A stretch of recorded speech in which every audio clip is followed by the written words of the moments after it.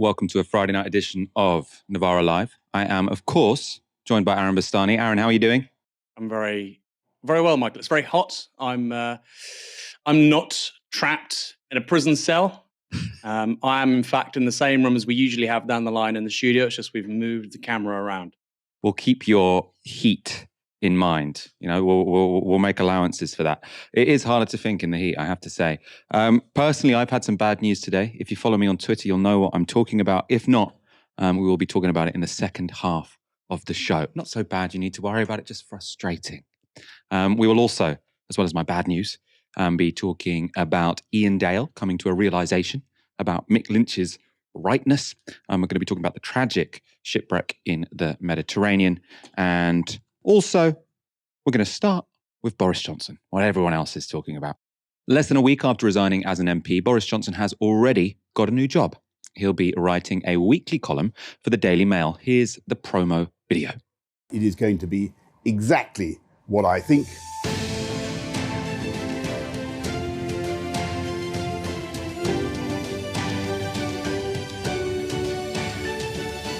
Hi folks, Boris Johnson here. I am thrilled to be asked to contribute a column to the Daily Mail. It is going to be completely unexpurgated stuff. I may even have to cover politics, but I'll obviously try to do that as little as possible, unless I absolutely have to. I'm much looking forward to making my first contribution to those illustrious pages on Saturday. Join me in the Daily Mail on Saturday.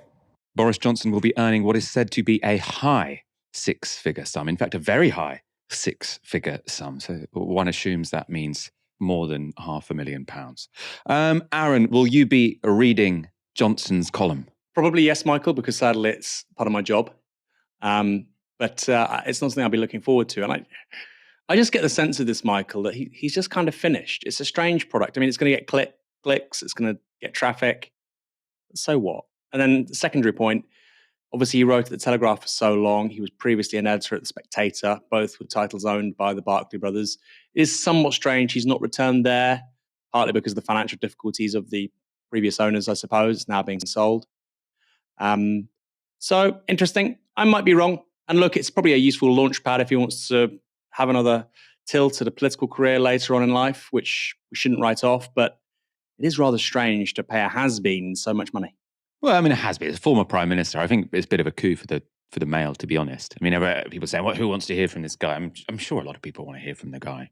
I don't especially, but as I say, or as you say, Aaron, probably I will be reading it too because it's part of our job. The row about Boris Johnson's legacy is still raging. On Channel 4 News, the issue was debated between political editors at The Express and The Guardian. So this is David Maddox and Pippa Crerrar. Have you got any evidence for members being supportive of Boris Johnson, despite everything? See, I mean, it's quite a charge sheet, isn't it? Well, I mean, from their perspective, he didn't do any of those things. And from a great deal of his supporters' perspective, he didn't do those things. But this has been a project right back from referendum to portray Boris as a habitual liar and to, discredit him and discredit Brexit. It's nothing to do with Brexit or the referendum. And Boris Johnson, frankly, has been a habitual liar his entire career. He was sacked from one of his first jobs as a reporter on The Times for lying. He was sacked in one of his first front bench jobs for the Conservative Party for lying. He lies frequently. This place calls it misleading. But let's call it what it is. It's lies. Look, he's a hugely charismatic leader. In the end, this comes He's the liar. Well, I would disagree with that. And Express readers, I can promise you, don't think he's a liar. The messages we've been getting today from Express readers, from members of the Conservative Party, is that he's not a liar. But have you been feeding them the lies that he's repeating? No, not at all. This is a guy who was elected in 2019 as a Prime Minister with a huge mandate and has been toppled by an establishment that wants rid of him. Express readers don't think he's a liar. It was less clear what Mr. Maddox himself thought. I suppose he said, I disagree, but he didn't really give any evidence that the guy hasn't lied. He just said a bunch of other kind of irrelevant things to the question of whether or not the guy lies. Right? He said, but he got a big mandate in 2019. Okay, sure, we can agree on that. Then he lied about a bunch of stuff. Former Conservative MP Gavin Barwell was pretty certain about what he thinks.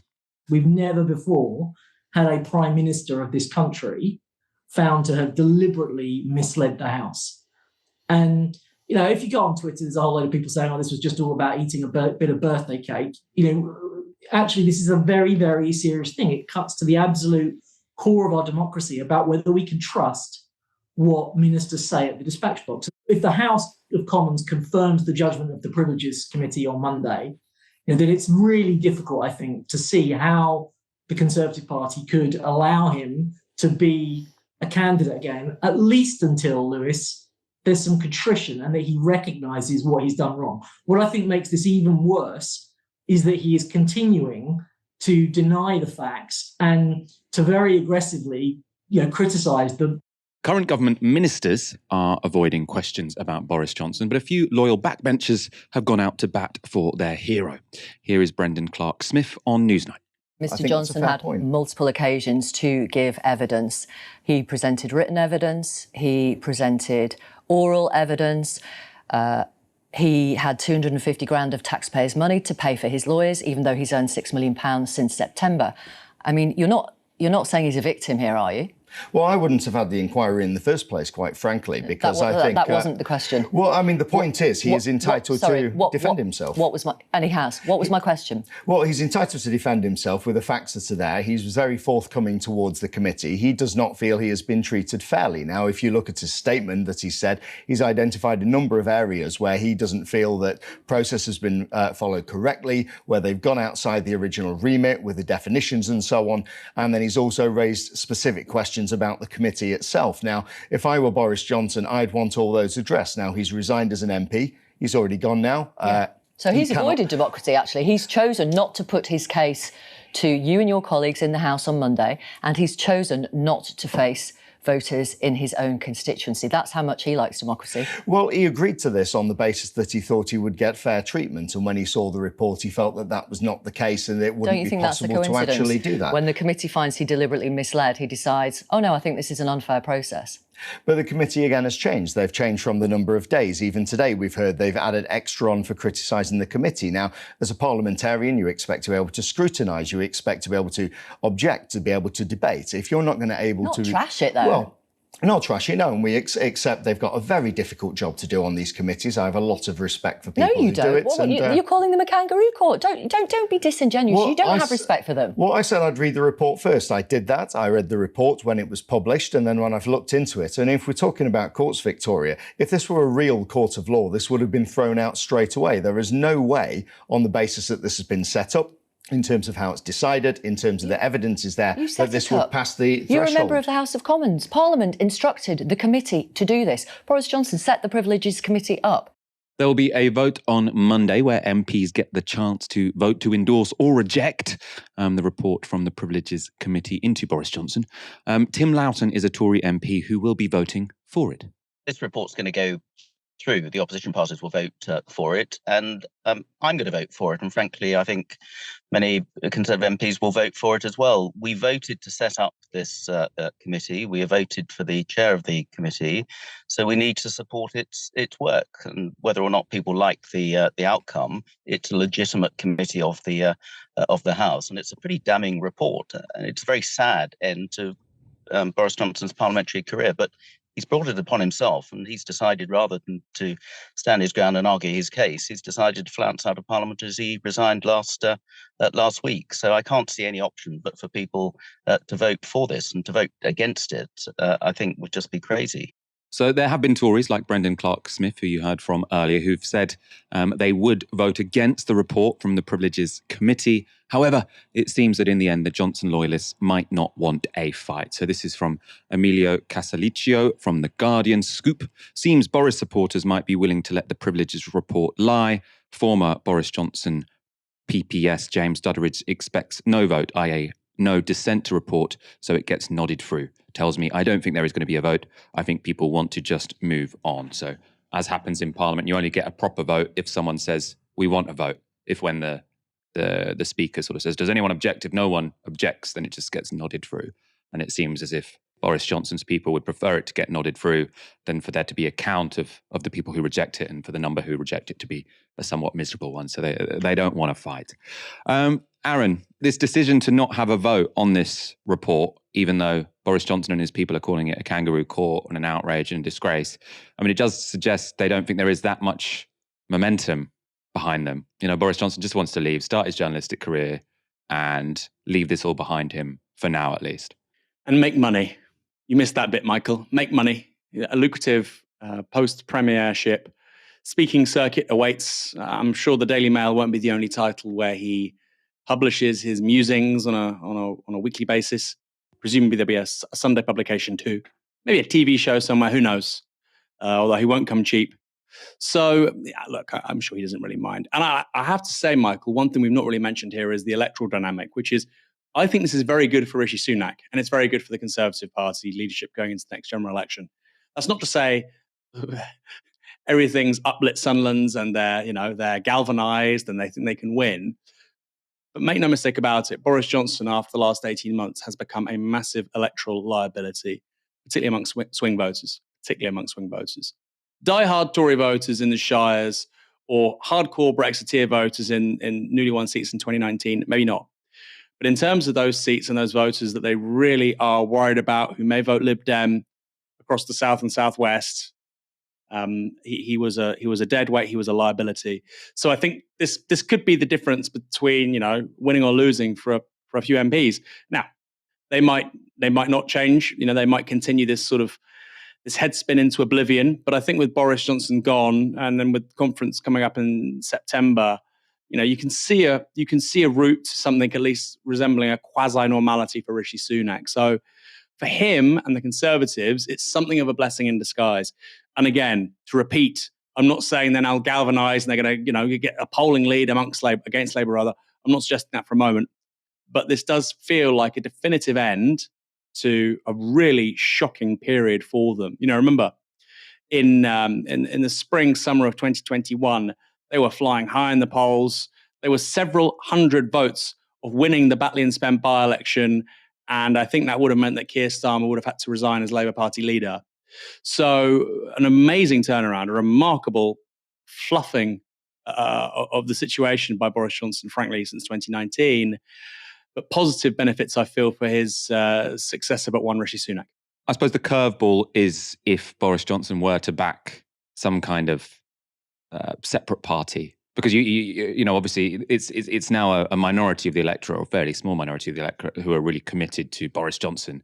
But a small minority of the electorate can be enough to lose you quite a lot of seats. So if Boris Johnson were to team up with Nigel Farage and do some reform, I don't think he will do this, but this seems somewhat hypothetical. I think probably he wants to wait in the wings and potentially come back and re-lead the Tory party in 5 or 10 years or something. But if he were to sort of pitch himself as an alternative to Sunak at the next general election, presumably that could do some damage. Plausibly, Michael, but I think that's too much like hard work for Boris Johnson. And I think it's unfair to Nigel Farage to put them in the same breath politically. Nigel Farage built a political brand in this country from scratch, UKIP, which was the first party which is what was not Labour or the Conservatives to come first in a national election, I think, for the best part of 100 years, which was UKIP in the 2014 European elections. He then does the same thing again with the Brexit Party in 2019. I think in the 2015 general election, they get almost 4 million votes. So I think to compare somebody like Nigel Farage, you might not agree with this. Obviously, I don't agree with his politics. But I think to sort of compare him to Boris Johnson, I think is not quite right. Boris Johnson has played everything on easy mode, from becoming a journalist, to becoming a backbencher, to becoming a cabinet minister, to becoming the prime minister. And that wouldn't be the same. If he started an insurgent party to the right of the Tories, that would not be easy mode anymore. So I don't know. You're absolutely right to speak in sort of, purely speculative frame. Would it cost the Tories lots of votes? Well, yes, of course it would. Look at the role of the Brexit Party in the 2019 general election, just standing in places where it could hurt Labour. Some assessments say that actually that doubled the Tories' majority. So of course it's a variable. Labour's majority could be doubled plausibly if you have a party to the right of the Tories doing really well. Finally, the politics of Nigel Farage and Boris Johnson are quite different. Nigel Farage has Thatcherite economics. Let's say they agree on that bit. But he also embodies far more popular views on things like law and order and migration that Boris Johnson is generally demurred from. So I'm not quite sure how stable any political party or coalition they seek to build together would be.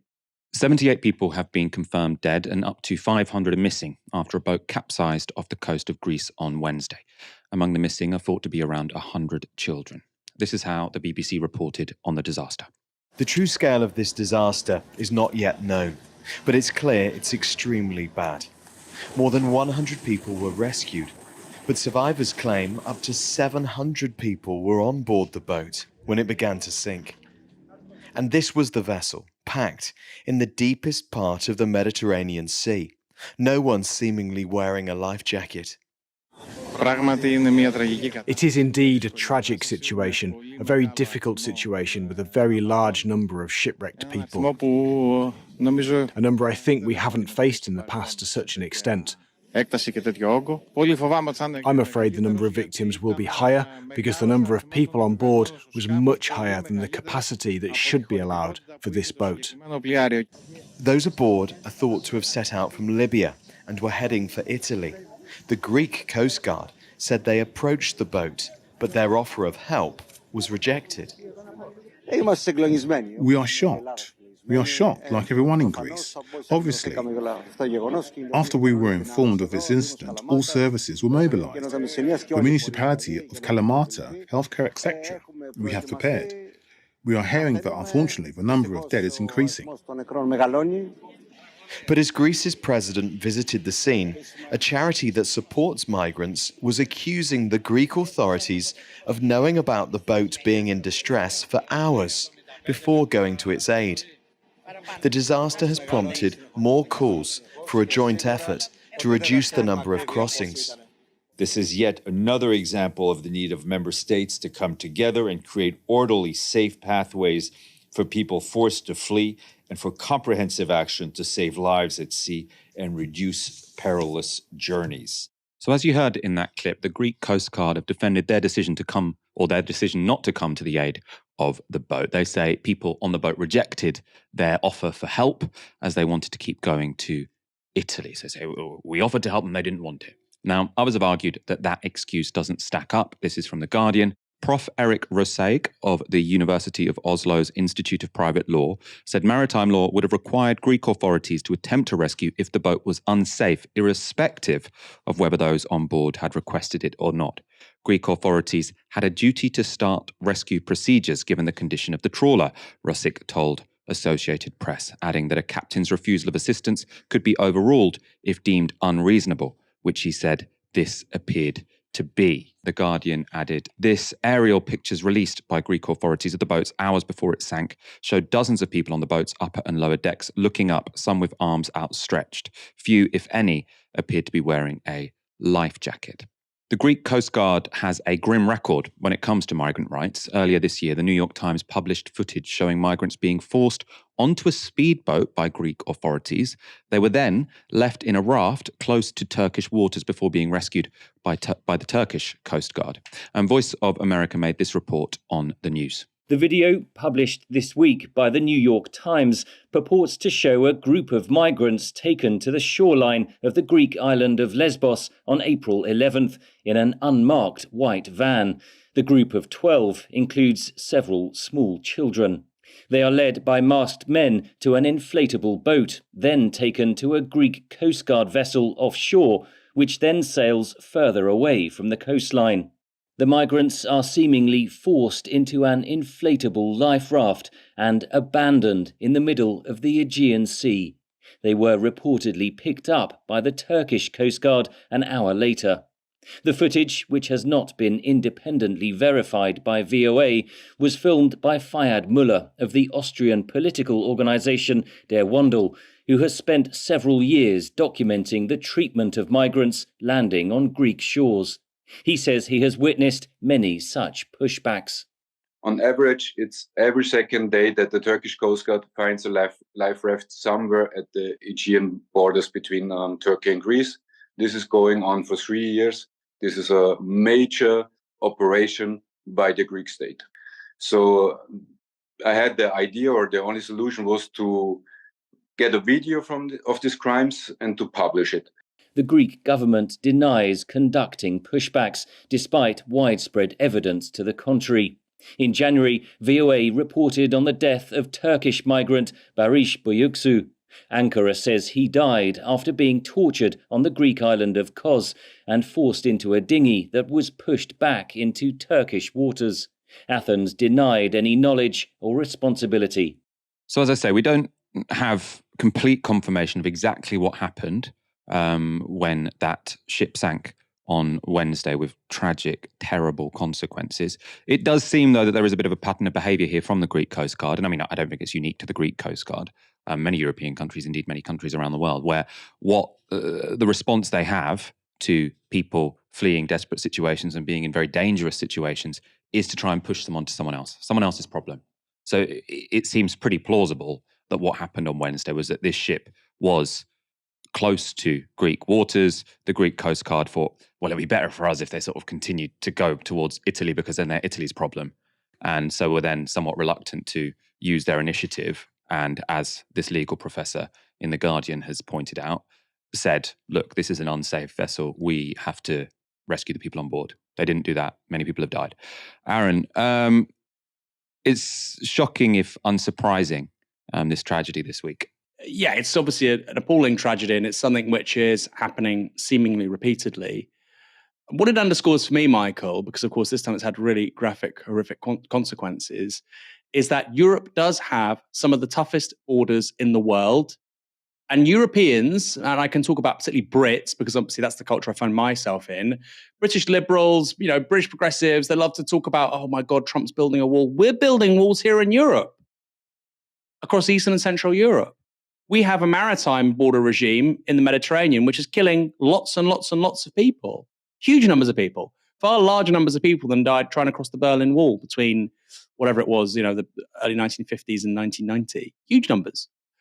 And yet somehow, because people in this country associate Europe with progressive values, that this isn't happening. No, we are living in a continent with some of the most militarized borders on the planet. From the east to Central Europe to the south, east, all the way through to Southern Europe, with Spain's border with Morocco. Because, of course, Spain has a land border with Morocco because they have what are effectively legacy colonies on the Moroccan mainland. They're on mainland Africa.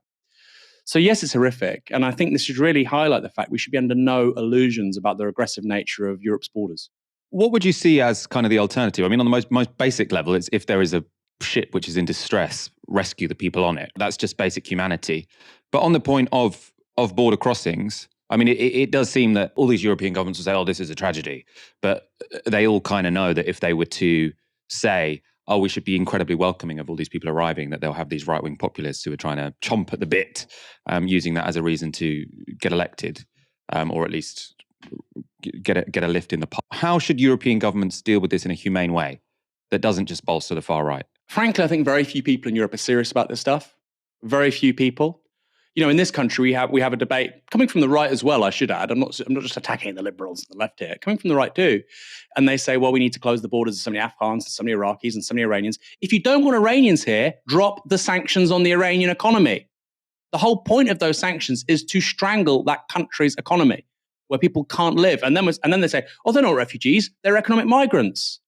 Well, it's a pretty large category of economic migrant when you're basically destroying a country's capacity to feed, clothe, and look after its citizens, which is what they're trying to do in Iran. Oh, they're economic migrants, they're coming from Iraq. What, after we spent billions of dollars and pounds destroying it back into the Stone Age?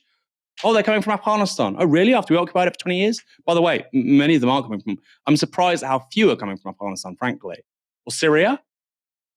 Again, I'm no friend of Assad, but this was a thing, it was trending. Let's have a civil war in Syria as long as possible. That seems to be Western policy. How can we have a permanent civil war in Syria? Okay, well then these are the consequences. These are the consequences. Yemen. Oh, we won't condemn Saudi Arabia. We won't try to minimize, the number of displaced people and the number of people suffering from, awful diseases, or who die or get maimed by weapons made here in the UK that are sold to the Royal Saudi Air Force. No. And then we do all of this. We sell the weapons. We occupy the countries. We impose the sanctions. And when their people come to Europe, we go, where have they come from? They're economic migrants. It's ridiculous. So look, if you're serious, I had this ridiculous encounter with David Starkey the other day. He said, you love illegal immigrants. I said, no, I don't. Nobody wants illegal immigration. It's not a good thing. You want legal migration. We clearly need to improve legal routes of migration into this country and the rest of Europe. But first and foremost, we need to minimize the number of people being displaced from their homes. What does that look like? stop the sanctions, stop the war, stop arms sales, and reform global trade rules so we don't permanently underdevelop the global south. That's the conversation. Only the left has the answers on this stuff. So let's start talking about it. Let's look at the trajectory of Mediterranean crossings. I mean, we hear a lot in this country about crossings on the Channel. The crossings on the Mediterranean are, a big deal. Let's look at how they have changed over the years. So this chart is from The Guardian. It shows the number of monthly crossings detected on the EU's borders, or on the EU's borders on the Mediterranean. They were down in May on the previous year at 8,000 people. That's largely due to bad weather that month. But as you can see, in general, crossings are on the rise. Of course, still not at levels seen in the refugee crisis during the height of the Syrian civil war, but you can see that those kind of numbers don't seem like a one-off. It seems like we could quite easily be at the numbers that were crossing during the Syrian civil war quite quickly. I mean, with climate change, as much as civil wars, Aaron, this is something that the Europeans are going to have to get an answer to, or is it something they have to? Is this something that can just sort of continue in this sort of deadly stalemate whereby the Europeans are all trying to put responsibility onto someone else? They say, oh yeah, we're going to respect human rights, but then they're all trying to push boats away, and then every year we have these news stories where 500 people, including lots of women and children, have died in the middle of the Mediterranean. Do you think that is actually a status quo that many European leaders think is inevitable? There's no alternative to this, so we'll just plod along for the next 20 years. Well, you've described European politics in a nutshell, right? Passengers. That's what we do, passenger politics. Our living standards slowly decline, industrial capacity slowly declines, demographics slowly decline, we get older, capacity to project power overseas decline. That's the modus operandi of politicians in this continent. And Britain as well, I obviously include that. We're not in the EU, but we're certainly in Europe. And that's just it. And this is one of those crises. We're going to see a profound number of people trying to come to Europe in the next 50 years. We are. So going back to what I previously said, you want to minimize the number of people who do that from avoidable circumstances, i.e. war. It's in Europe's interest for Iraq, Iran, Afghanistan to be wealthy countries. It's in our interest. It's not in the interest of our elites because it means that they can extract the value from those countries. They can take Iraqi oil. They can ensure one day a favorable Iranian regime where you've got BP and Shell back in Iran, taking Iranian gas, making their shareholders rich. By the way, BP, British Petroleum, starts out as Anglo-Iranian oil. The whole thing was based upon colonialism. So this is it. It's my way or the highway. Either you're fully subject to our economic interests and you're subject to neocolonialism, or, sorry guys, we're going to really smash you back and you haven't got a chance. Now, again, this isn't apologists. Twitter loves this stuff, doesn't it? Oh, apologists for the Ayatollahs. No, I live in the real world. I don't want 5, 10, 15 million Iranians coming into Europe because they're displaced because of sanctions. I don't want every Yemeni having to move because their country has been obliterated by Saudi bombs. I live in the real world, sorry. And I think it's high time actually a few more people started to do it when it comes to this stuff. That's the conflict. Then let's talk about the climate change, which is the thing we can control less, although it's longer term. Well, that means we've got to start paying into collective forms of action with regards to climate mitigation measures, helping these countries decarbonize more quickly, giving them the infrastructure to be able to mitigate the problems like rising sea levels or dealing with extreme weather events, helping them build the infrastructure. But that is not the modus operandi of the global community. The global community is our multinationals come to your countries and they screw you over. If you don't accept it, we invade you, we diminish you, we besmirch you, we say you aren't civilized. End of the conversation. That's going to have to end. It's becoming very self-defeating for Europe now in particular. And it will as time passes. Because otherwise, you will have tens of millions of people coming here. You will, of course you will. We're trying, it's almost like we're trying to surround ourselves with failed states. We're trying to surround ourselves with failed states, from Libya to Syria to Yemen to Iran, Iraq, and Afghanistan. I mean, I presume the State Department and MI6 will try a few more yet. Crazy. And yet it doesn't seem to stop. Yesterday, I got the email I'd been dreading for months. I'll read it to you. Dear Richard, Michael, and Jordan, as you are aware, your tenancy with us ends on the 14th of August. Currently, you are paying a much reduced rate. If we were to advertise the property for rent, then we would be looking for £3,100 per month. However, if you wish to renew, then we would be able to offer the property to you for a 12-month agreement without a break for £2,700 per calendar month. We would not require any more deposit from you. The deposit level would stay the same. Please do let us know what you would like to do. Kind regards, Lisa. And Lisa is the person who works for the letting agency. We are currently, I'm in our flat, paying £2,400 in total. So this email, written as if we're being done a favour, oh, we can offer it to you for this price. You don't have to pay a new deposit. This email is in fact hiking my rent by 12.5%. Last summer, we were sent an email with the exact same wording, just with different numbers. That time, it was hiking our rent by 15%. So in total, my rent has been hiked. We might try and push back a bit on this, but if we don't manage to, our rent will have been hiked by 30% over 2 years. For context, this is for a 3-bedroom ex-council flat in East London. It should not be going for £3,100 a month. Aaron, you're a newish homeowner. Can I get some sympathy from you? Well, you get more than my sympathy, Michael. You get my solidarity. And you get my recognition that the situation you face as a renter is immeasurably harder than the situation I face as an owner-occupier, even though interest rates have gone up. You've got people in mortgages saying, oh yeah, it's hard for me too. My interest rates have gone up. My mortgage is more expensive. Yeah, you're investing in an asset you get to keep. So even the worst possible situation for a mortgage holder, even if you're in negative equity temporarily, I'd still prefer that to being a renter. It's ridiculous, Michael. We've heard from the economic whiz kids and the politicians and the policy people and the clever old right-wing journalists in this country, oh, you can't ask for high wages because then we'll have a wage price spiral. Okay? Even though the inflation we're experiencing right now, today, not in 12 months' time, today, has very little to do with wages going up. Public sector wages went up 5%, private sector wages went up 7%. Headline inflation is above that significantly. So people are getting poorer. But if you don't get really poor really quickly, then you get accused of a wage price spiral. You're really going to push inflation up. Why is nobody saying to landlords, you're going to create a rent price spiral? You're contributing to inflation. Stop it. Have you heard a single politician say that, Michael? I've heard it almost every single time there are trade unionists trying to get better wages, not rising wages, wages that mean they don't get poorer, wages that keep up with inflation. You'll create a wage price spiral. Where are the people criticizing the landlords? It's almost like it's rigged.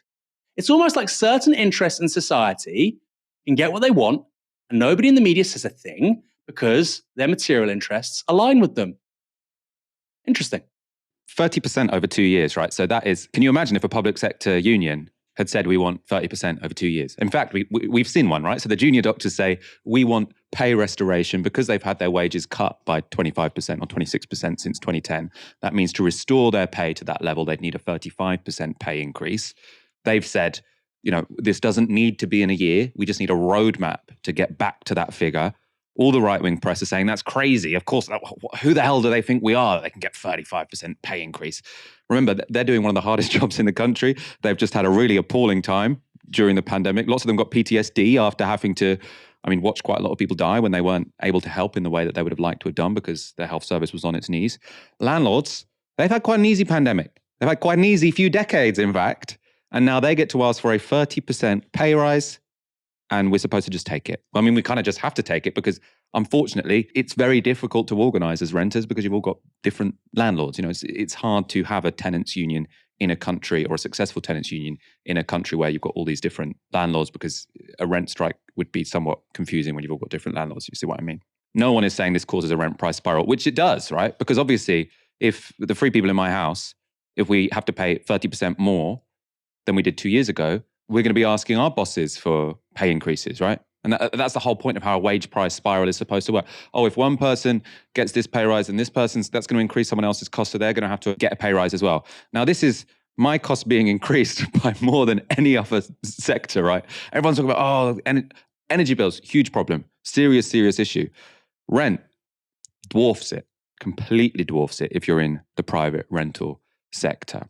I've got some more news for you on renting in a moment. Just quickly, I want to say that none of this show on Novara Media would be possible without the backing of you, our viewers. So a big thank you for supporting us. If you want to fund independent media, head to novaramedia.com/support and donate 1 hour's wage a month or whatever you can afford. That link, as ever, is in the YouTube description box below. Back to renting. The Financial Times had a report this week on the current rental crisis. They wrote this: rising interest rates have slammed the brakes on the runaway market for UK home sales. In contrast, the rental market is still red hot. That's one way of putting it. Newly let properties are 25% more expensive than before the COVID-19 pandemic hit in 2020, according to estate agents Hamptons, and still rising at 9% in May compared with the year before. So my situation of 30% increases since the start of COVID are not unusual. The average is 25%, so just slightly above that. The FT also have some quotes. This is the worst supply and demand balance we have ever seen, and it's only going to get worse. That's Guy Gittins, Chief Executive of Foxtons. And the FT write, in April, the agency had 97,000 tenants chasing after just 2,000 available properties. Then another quote: rents will continue to rise ahead of incomes unless we see a sustained increase in rental supply or a material weakening in demand, both of which appear unlikely. That was said by Richard Donnell, Executive Director at Zoopla. That's a website where you can search for properties. The number of available rental properties listed on the site is currently 33% lower than before the pandemic, and it has flatlined, with homes getting snapped up as quickly as they come on. It's not looking good, is it? And that's why it's so depressing when you get emails like that, because you know that they have you over a barrel. When I got exactly the same email 12 months ago, I've said this before, I'm on the show and my podcast about renting, my initial response was always to say, bullshit, of course you can't rent this 3-person ex-council flat for £3,100 if you put it on the market now. Of course, that's crazy. They're just trying to dupe us into saying yes.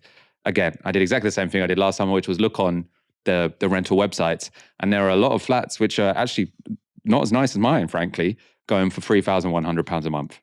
Ex-council flats.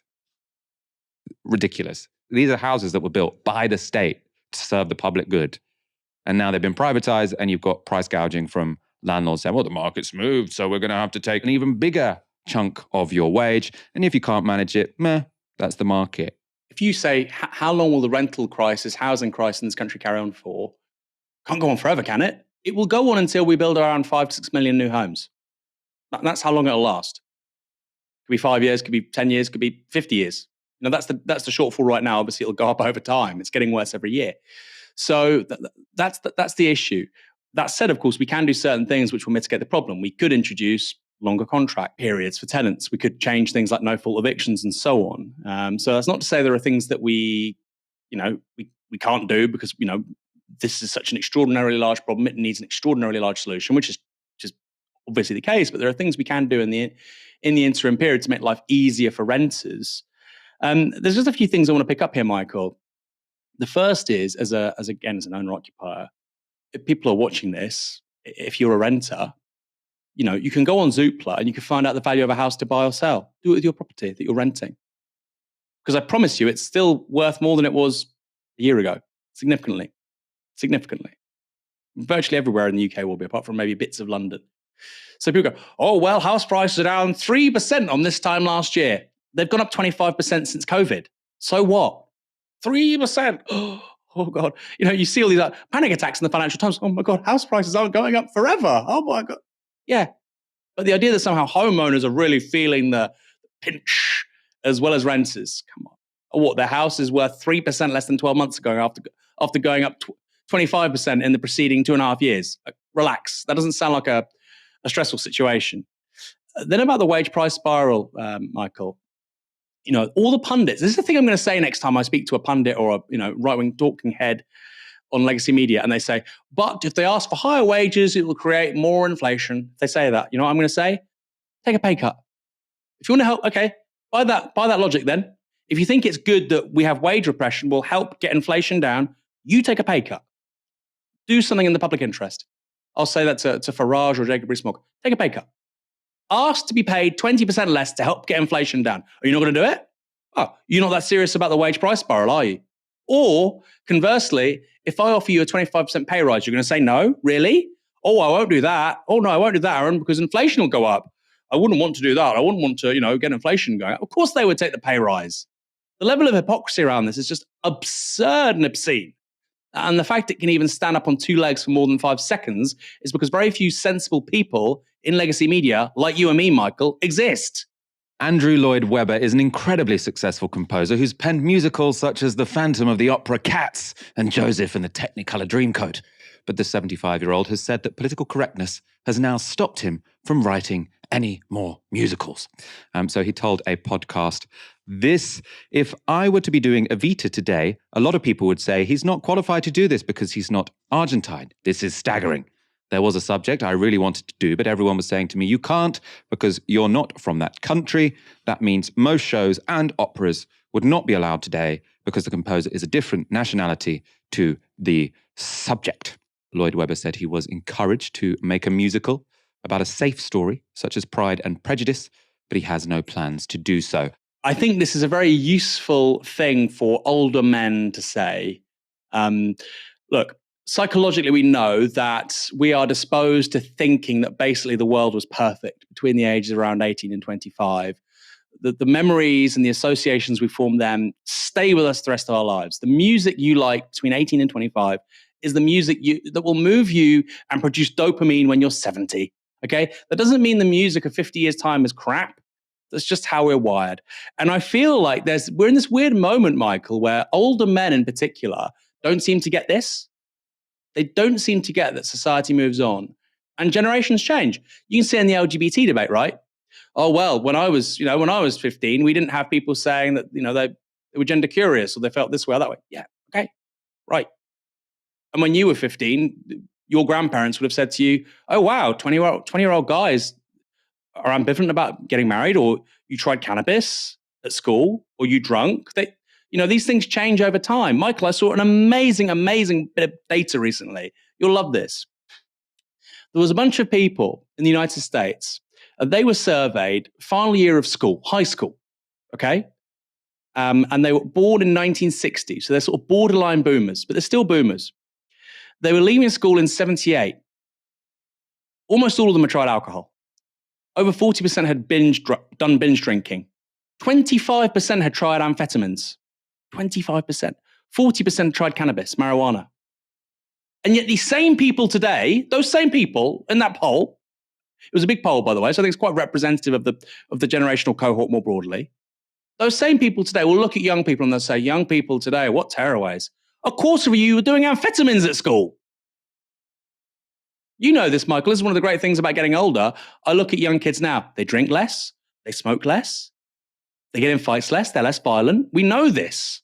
We know this because of data. Yet somebody like Andrew Lloyd Webber will say, no. When I was younger, it was sweets and sugar, and there was rivers of honey, and there were seas of lemonade, and nothing bad happened. And we had a wonderfully deliberative, open culture. Nobody got cancelled. What he doesn't mention is the fact that even at the BBC in the 1950s, 1960s, 1970s, thousands of people were vetted to work in the BBC purely on the basis of their political views. Well, and the people that weren't hired on the BBC on the basis of their views, were they being cancelled? It was so pervasive throughout our entire culture, you didn't even know what was going on.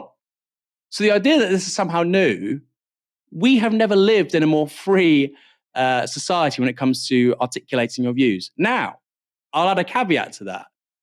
We have these things, right? And computers, which means that people can have an opinion, express an opinion, they can push back against something at very low cost. It's frictionless. If you read a headline in a newspaper 30 years ago, you'd have to write a letter and it might get published, it might not. Now it requires a few taps on your phone. So yeah, we have more disagreement, more dissent, more arguments than ever before. But the idea that that's somehow curtailing artistic expression and freedom is nonsense. And of course it comes with downsides. I'm not saying it's perfect. But the idea that the thing preceded it in the 60s and the 70s, this halcyon period, which Andrew Lloyd Webber seems to care about so much, it's a complete nonsense. It is a complete nonsense. When it comes to scrutinizing power and authority from powerful men, sexually harassing women, to police violence and how that's being covered now because of the use of mobile phones and the internet. This is an age of freedom and free expression. Has big downsides and disadvantages, but you couldn't be more wrong. Sometimes I do find like the debates on Twitter about cultural appropriation a little bit like alienating, and I think borrowing from different cultures is fine, and writing about people that aren't yourself is not necessarily a problem. But I do not trust Andrew Lloyd Webber to be the judge of that, because he has long been known as a bit of a reactionary. In 1997, he was made a Tory peer in the House of Lords, and in 2015, Lloyd Webber flew back from New York in his own personal plane to vote in favour of David Cameron and George Osborne's plans to cut working tax credits.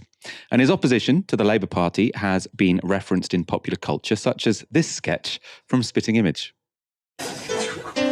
Honestly, if Labour win, I'll emigrate. I'll leave immediately, and my new musical will be cancelled. That was a party election broadcast by the Labour Party.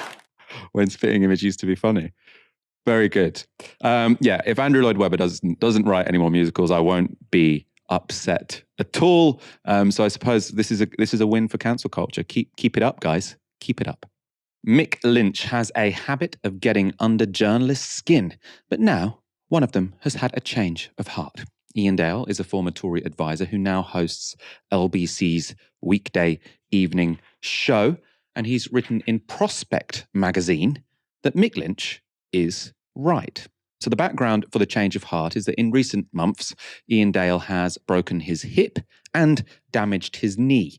And in Prospect magazine, he writes this: "One of the positive things about breaking a knee and a hip within 9 months, and believe me, I have searched for crumbs of comfort, is that you learn what it's like on public transport for people who are permanently disabled.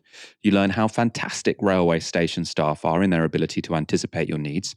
You learn that train guards have a function other than to check that people have tickets. In short, you learn that trade union leader Mick Lynch, who everyone thinks is my lookalike, is right. Before my accidents, I argued that in the modern age, we don't need train guards or station staff. I now know better. Sorry." I'm a big fan of people recognising when they're wrong and apologising. I suppose at the same time, I don't want to make this about Iain Dale, because I think Iain Dale has done the right thing in, sort of coming out and saying publicly he got this wrong. But I think that the whole political class in this country seems to have completely ignored this argument, which, Iain Dale is not the first person to make this argument, right? There are many people in this country who have permanent disabilities, and they haven't exactly been silent about the fact that it's helpful to have guards on trains and attendants on stations, but for some reason, no one has listened to them. Obviously, on this show, we talk a lot about how it's actually very important to have a well-staffed train service. The idea that a modern train service is one without any people is ridiculous. All the best quality train services, I mean, I've been to Germany, lots of people. I'm told that when you go to Japan, like the station is just full of people working there. And they are the places where people say those are the best quality public transport systems, because it's nice to have people around who you can ask questions to. It's nice, even if you're someone like myself who doesn't have permanent disabilities, to be able to ask someone questions or ask them for help if you need it. If you're someone with a permanent disability, then it's not just nice, it's necessary to have someone around who you can ask for support, obviously depending on what disability you have. It's obviously welcome that he's changed his mind on this, Michael. It's a good thing. But it does say something quite interesting about, the I'm all right, Jack tendency of the Conservative Party. I'm all right, Jack. I don't need job seekers allowance. I've got a job. Those scroungers, cut it. Oh no, I'm unemployed. No, actually, no, I really want job seekers allowance. It should be higher. Why is it so low? I'm fit and healthy. NHS cuts, doesn't matter. I'm all right, Jack. They get, an illness. Oh no, fund the NHS. I was wrong. I'm not all right, Jack. And now we have it with this public rail. Oh, I thought fuck other people because I was fine, and now I'm one of those other people. Actually, I was wrong. The problem with that is, Michael, it's obviously very welcome. It's very welcome. And it's good when people publicly state they've changed their mind. Great, really good. We don't want to disincentivize that. It's really good. Really good. But clearly, you're not going to get everybody having that experience. So the idea that you can only arrive at those conclusions if you experience them yourselves is not going to create a social majority to say, well, let's have a guard on the train because it helps people with disabilities, because not everybody will find themselves in that situation at the same time. Okay, obviously we will as we get older, but that's not how society works. And this is why a political philosopher called John Rawls created something called the veil of ignorance. How would you construct society if you didn't know who you were, you didn't know your gender, didn't know your race, didn't know your bodily abilities, how tall or short you are, how long you'll live, what chronic conditions you'll have? If you didn't know any of that, you were just this kind of pure thinking essence, devoid of human characteristics. How would you build society? you would build society in a quite profoundly different way to how we've done it. So I think that thought experiment of the veil of ignorance is hopefully the way that people will think about creating public services rather than having to fall on hard times themselves. Because it's good he's changed his mind, but not everybody is going to be unemployed at the same time. Not everybody's going to be suffering from a disability at the same time, or not be able to access housing at the same time. Because, of course, once you've been through these things, you become an evangelist for social housing, guard on the train, job seekers allowance. But it's a daft way to build political arguments. I was wrong until I experienced this thing. How about you have the insight to think about what it's like to live in somebody else's shoes? And if you did live in their shoes, how would you build that service? This is something which conservatives seem pathologically incapable of doing. I agree with all that. I think it also does show, like, because it's often scoffed at, this idea of diversity in newsrooms is just identity politics, and, the representation doesn't matter that much. What matters is the content. But I do think that the two things are connected, right? And I sometimes feel like I have to check myself about this. So I sort of used to say, I still say it, that, the thing that I can get most irate about most easily on the show is the condition of renters and how they're exploited by landlords. But I have to sort of be honest with myself that probably the reason that comes so naturally is because that's one of the boxes of oppressed group that I fall into. As like a white middle class guy, there are many oppressed box groups that I don't tick, right? And as someone who's got like a job where I don't have a boss breathing down my neck, and it's only really as a renter that I am, I have like real sort of political agency as an oppressed person. And so you do have to recognize, am I only speaking with passion about that because that's me? And then should I also make sure that I can get just as passionate about oppressions felt by people who are not in an identity group I am? And I think we should all strive for that, but it is harder, right? Which is why it does matter that there should be more people of more different identity groups hosting LBC shows or hosting Novara shows. We're working on it. Because it is much easier to speak with passion from your own experience, however much you try to speak with, real, pure sort of, let's say, dispersonal, is that even a word? Depersonalized? Getting outside of your ego to properly get as passionate about other people's struggles as you do as your own. What do you think, Aaron? Do you ever find that? Do you ever think that you're getting more passionate about things that affect you than things that affect other people, and then feel like, oh, is that okay?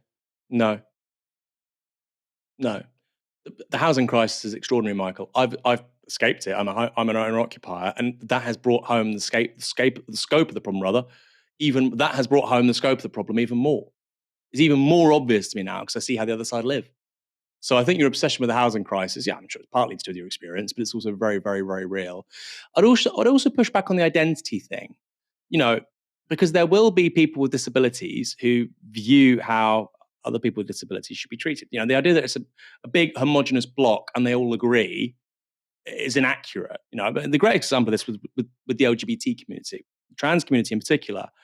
And you had Caitlyn Jenner saying things that, frankly, if a working class trans woman was trying to transition, coming up against all the societal barriers, whatever at work, whatever in their community, et cetera, it's a very different experience to a very wealthy, highly connected person in Hollywood.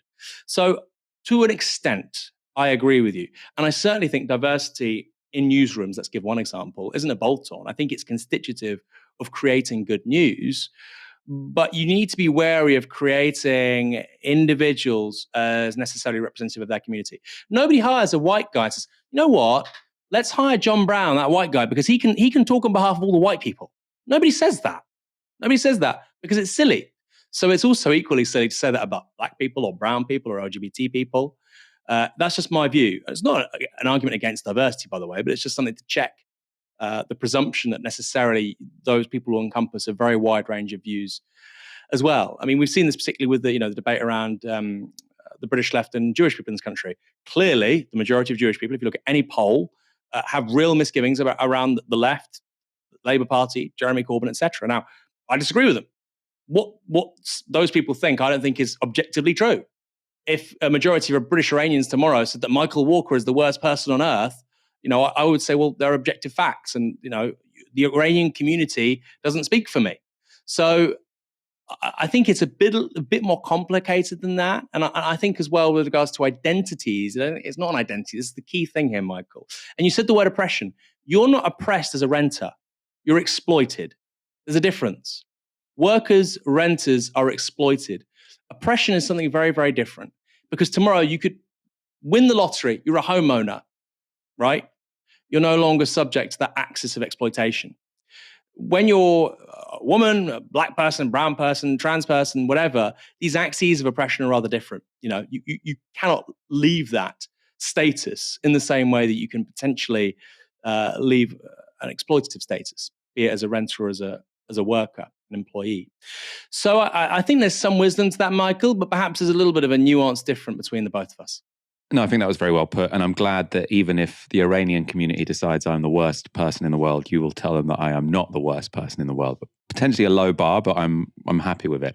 Aaron Bastani, it's been a pleasure, as always, talking to you on a Friday evening. Michael, I'll always be here for you. I will always stand by my man. And I will always stand by you, Aaron. We're just getting a bit teary tonight. Thank you, everyone, for tuning in. Have a fantastic weekend. The show is back here on Monday, live from 6 p.m. For now, you've been watching Novara Media.